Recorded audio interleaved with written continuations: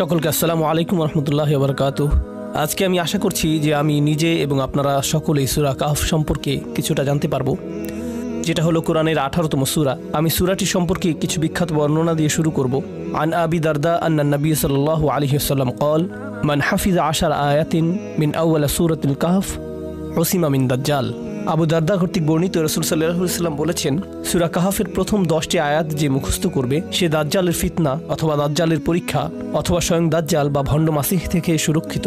عن أبي سعيد الخدري رضي الله تعالى عنه أن النبي صلى الله عليه وسلم قال من قرأ سورة الكهف في يوم الجمعة أدعى له من النور ما بين الجمعتين।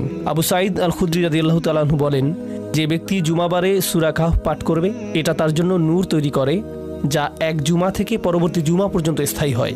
এই সূরাটির উদ্দেশ্য হলো মানবজাতির সর্ববৃহৎ যে পরীক্ষার সম্মুখীন হবে তা থেকে সুরক্ষা দেয়া, যার সম্পর্কে স্বয়ং রাসূল সাল্লাল্লাহু আলাইহি ওয়াসাল্লাম